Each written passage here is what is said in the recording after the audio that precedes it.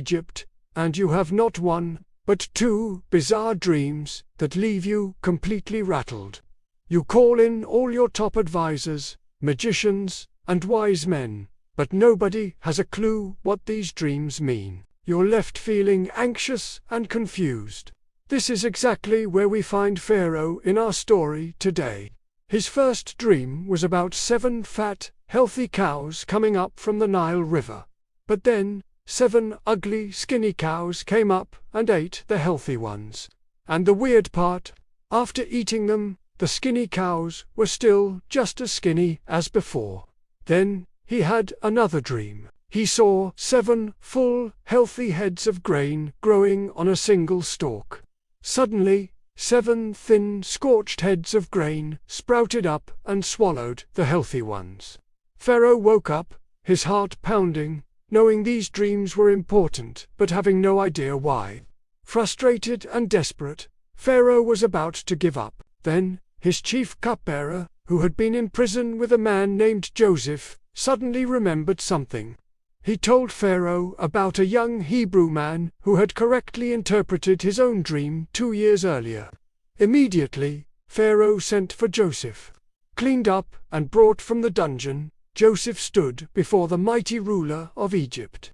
Pharaoh recounted his dreams, and Joseph listened intently. With incredible calm and confidence, Joseph told Pharaoh that the dreams were a message from God.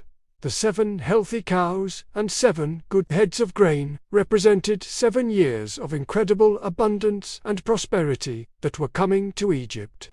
The land would produce so much food it would be overflowing. But the 7 skinny cows and 7 scorched heads of grain represented 7 years of severe famine that would follow immediately after. This famine would be so devastating that it would completely wipe out the memory of the good years. Joseph didn't just interpret the dreams, he offered a solution. He advised Pharaoh to appoint a wise and discerning man to be in charge of Egypt. This man's job would be to collect 1/5 of the harvest during the 7 good years and store it in granaries. That way, when the 7 years of famine hit, Egypt would have enough food to survive. Pharaoh was blown away. He saw the wisdom in Joseph's plan and recognized the divine guidance behind it. He looked at Joseph and said, "Can we find anyone like this man, one in whom is the Spirit of God?" In a stunning turn of events, Pharaoh appointed Joseph, the former prisoner, to be the second most powerful man in all of Egypt,